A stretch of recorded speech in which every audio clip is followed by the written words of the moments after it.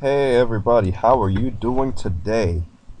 Now, today I recently saw a video by the Silent Enigma, and he was basically talking about the whole concept of, Yu-Gi-Oh is a luck-based game, and, basically how Yu-Gi-Oh is based on luck and very little skill, even though it used to be considered to be based on skill. And I kind of beg to differ on that. I think that Yu-Gi-Oh is based on both skill and luck because for several reasons people put certain cards in their deck, so when they draw them you can make the argument that they have that card in there, so it's not necessarily luck that contributed to their win because it was their intelligence and their skill that decided to put that card in the deck that helps it work. Now that probably doesn't make much sense and I'm probably jumbling words together, but think about it. If you're playing against a deck that uses a lot of dark and light monsters, and that deck happens not to... Hold on a second, guys. So let's say that deck runs dark and light monsters. If that deck runs dark and light monsters, for whatever reason, and they don't run Envoy, and that card never draws Envoy, you can say they didn't put Envoy in there. So they don't have the luck of having Envoy in the deck, which could help them get in that lucky situation. You see, it's kind of hard to explain this because there's no exact words to put it, but certain cards by themselves can give you a win. Certain cards.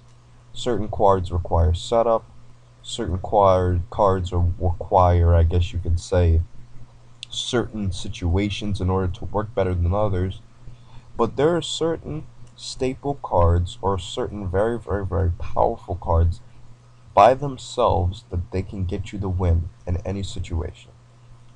And I took these top 5 cards that I noticed: monsters, spells, and traps. If you've been in the middle of the game for a long time and you draw a BLS, that can almost be game just by itself, especially with Honest. That is game most likely, unless your opponent has a Swiller trap that can stop it. Tour Guide, very, very, very obvious, especially since the price has gone down. You're going to see everybody running Tour Guide. If your opponent summons Tour Guide, he can easily get, and let's say he can easily get a 2500 to 3000 attack powered monster and just run you over for game.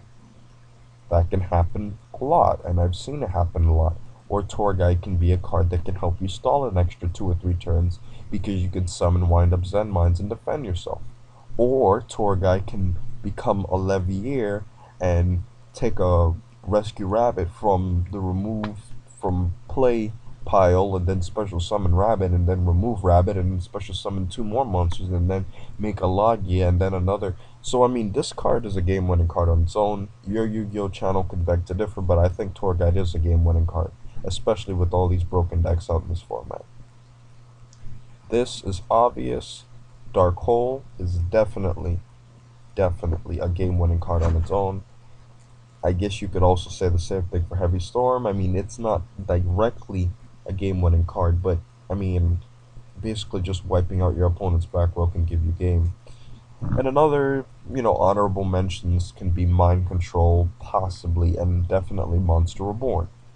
As a matter of fact, I think you can make the argument that Monster Reborn is even more broken than Heavy Storm is. Because, I mean, you can basically take any card. Let's say you're playing against Chaos Dragons. This happens a lot. Every time I play against Chaos Dragons, I would take their Darkness Metal. And since all decks, or at least generalized decks, use at least 1 to 2 dragons, or at least a couple of dragons, you can Monster Born one of your dead dragons.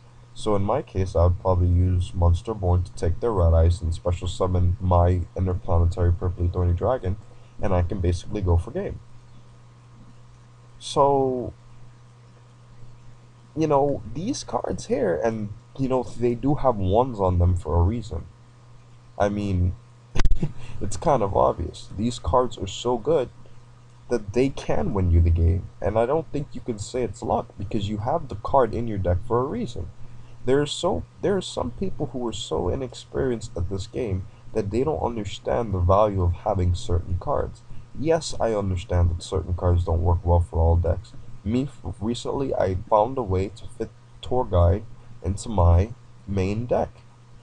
And it still needs to go through some tests. I mean, I'm trying to perfect my Apocalypse deck. It's still not to where I want it to be. But, I realized the benefit of having a tour guide, and it's really helpful. I won 8 duels in a row with it. And I mean, these cards can go in any deck. So when I draw the card and I beat my opponent because I had one of these cards, and my opponent's like, oh, well, that was luck. Well, I can say, well, I do have that card in my deck for a reason, because it's good. And the fact that I realize it's good takes some form of skill. Now, if you're a noob and your opponent has, let's say you're playing against a Dark World deck, and he has the field spell Gates of the Dark World out, and you draw a Dust Tornado, and you're gonna push for game, but he has that field spell out that's stopping you from basically winning, because next turn he's gonna remove and draw a card and basically beat you next turn. So you need to beat him now, and you need to take out that field spell. MST can do the job for you. A Dust Tornado would have to wait a turn. Yes, I know you can chain it. I'm giving a bad example here, but let's be honest. MST is a better card than Dust Tornado. So if you were to substitute that card for MST, that MST would take out the field spell. You can stop him from doing his field effect, and you swing for game. It's simple, and it takes skill to realize the quality of cards over others. That is the biggest thing I have to say about Yu-Gi-Oh! Over Vanguard. Yu-Gi-Oh! Is a game that all cards are put into certain categories. Some cards are just better than others. Dimensional Wall and Magic Cylinder. Magic Cylinder's better. Dimensional Wall is almost as good, but it's just not as good. Grave Squirmer and Newdoria. Grave Squirmer is just better. Neospatian Grand Mole and Compulsory Evacuation Device. Neospatian Grand Mole. People always say, well, in your Apocalypse deck, how come you don't run Compulsory? Because I don't have to. Yes, I understand that Mole is a monster, he can be destroyed. But Mole causes my opponent to use resources to stop him, which is a good thing. You see, if you use a Solemn Judgment or a Solemn Warning on a Mole, that's a card that you're going to use to take out one of my stronger, extra deck monsters, and now you use it to take out a weak card, which is good, so he can be a decoy, and he can be a compulsory on legs that you can keep using over and over and over and over and over again. So, and also I run Miss Valley Soldier, who in some cases can work like a compulsory himself. So, I mean, basically, you have to keep that in mind.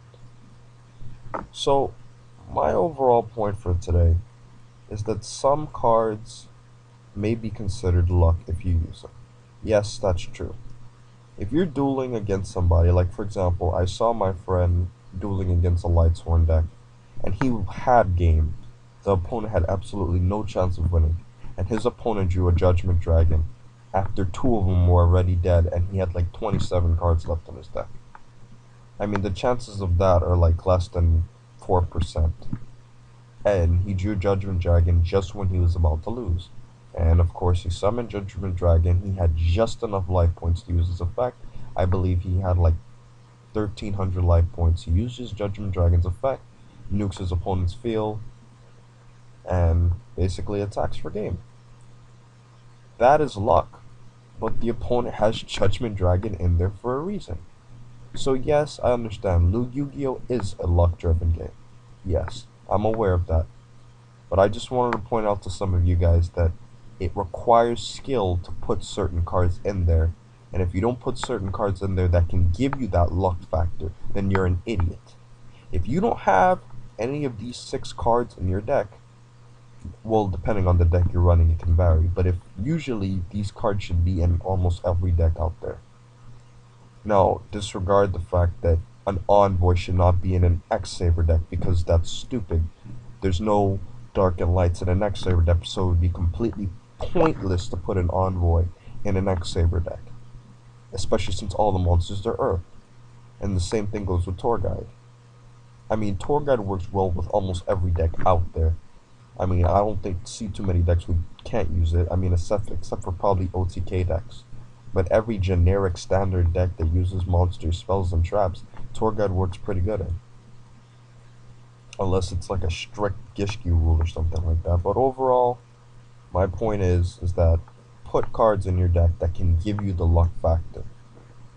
And understand that although this game may require luck, putting the right cards in there requires skill. Thank you guys for watching today. I just had this random idea, and thanks for watching. Please subscribe and leave a comment.